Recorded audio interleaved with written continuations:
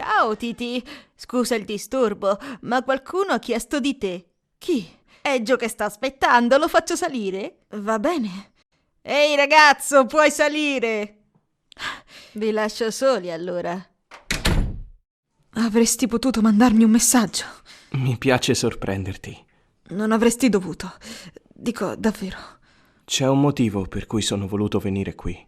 Quale sarebbe? Ti rovinerei la sorpresa se te lo dicessi adesso. Senti, se vuoi fare l'idiota come al tuo solito, puoi benissimo andare...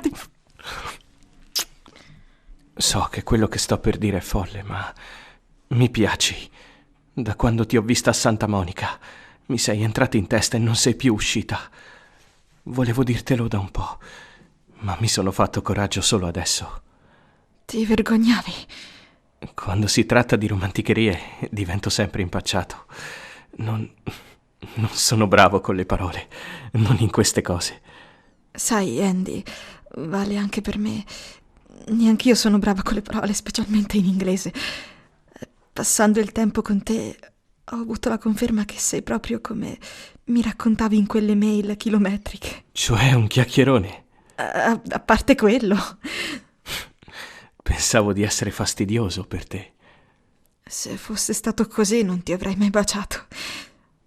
Le scostò la frangia da davanti agli occhi, osservando la magnificenza di quel verde smeraldo, e le circondò i fianchi con dolcezza, fino a separarla dal legno della porta. Possiamo rifarlo. Si sentiva vampare le guance. Gliel'aveva chiesto davvero.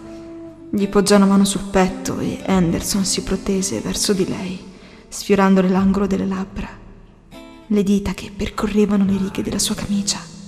Sentiva il calore del suo corpo anche da sotto il cotone della maglietta.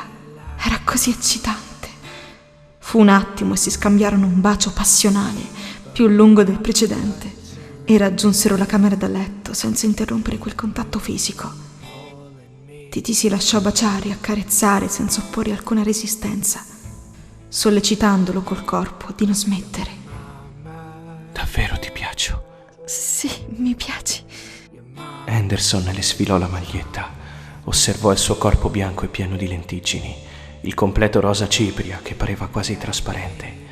I suoi occhi marroni la scrutarono, penetranti e insistenti, come se la stessero studiando per poterla dipingere su una tela. Portò le braccia dietro la sua schiena, alla ricerca del gancio del reggiseno, e con non poca fatica riuscì a liberarle il seno. A sentire il suo respiro spezzato, sembrava aver paura. Sei sicura di volerlo fare? Sì, sono sicura.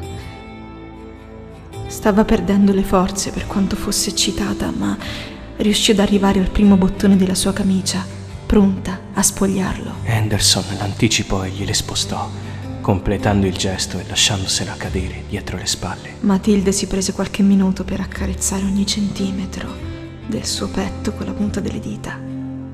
L'inchiostro a contrasto con la sua pelle olivastra era una visione straordinaria, quasi come se quei disegni fossero stati concepiti apposta per lui. Allungò la mano per sfiorarne il contorno, rimanendone affascinata. Lo sfiorò con la bocca e Anderson la fece coricare dolcemente sul letto, guardandolo abbandonare la testa sul cuscino. Sentì un fuoco prender vita nel cuore, per poi scoppiare in tutto il corpo. Bramava quella bellezza da più di un mese e finalmente era sua. Prese tempo per esplorarla con le mani e con le labbra. Nelle sue vene scorrevano fiumi di lava incandescente. Preso sempre di più dalla situazione, insinuò un ginocchio fra le sue gambe per divaricargliele e prendere posto tra di esse. Aveva paura di farla male, di deluderla o peggio, umiliarla, ma per amor suo era disposto anche a cadere da un precipizio. Voglio che tu sia davvero sicura, perché dopo non mi fermerò. Non voglio che ti fermi, ti voglio.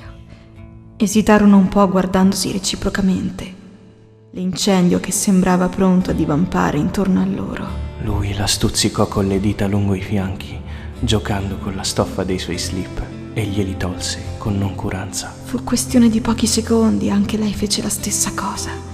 Prima con i suoi pantaloni, poi con i boxer. Era impaziente di voler concludere, addirittura più di lui. Nessuno dei due aveva paura. L'unica cosa di cui avevano bisogno in quel preciso momento era puro calore. Quel genere di calore che solo due corpi uniti potevano generare. Due palle di fuoco pronte a schiantarsi l'una contro l'altra. Anderson ebbe un attimo di panico per quello che stava per fare.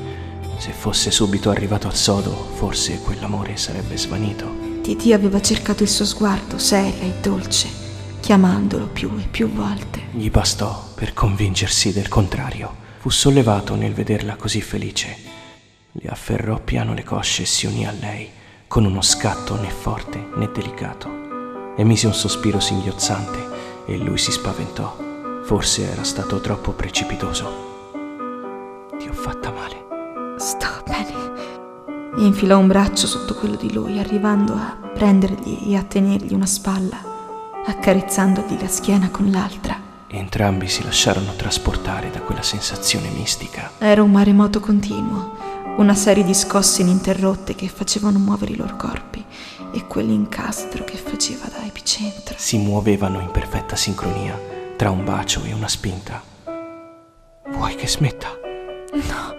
Anderson sentì il suo corpo diventare sempre più sensibile, insieme a uno struggente senso di estasi che sembrava impossessarsi dell'anima. Non si pentì di averlo fatto. Non provava altro che un forte amore per quella ragazza. Le mani di lei si spostarono sul cuscino e soffrì la perdita di contatto. Così le intrecciò alle sue, poggiando di conseguenza la fronte contro la sua. Andy, strinse di più le cosce sui suoi fianchi e Andy rispose intensificando i movimenti fino a quando una sensazione appagante non si fece strada nei loro corpi.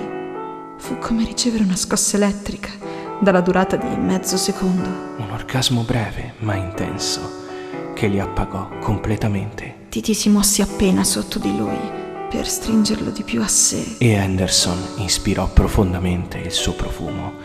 Restarono così abbracciati, avvolti dal buio di quella stanza. Nessuno dei due osò sciogliere quel contatto erotico. Se ne inebriarono fino al sorgere del sole.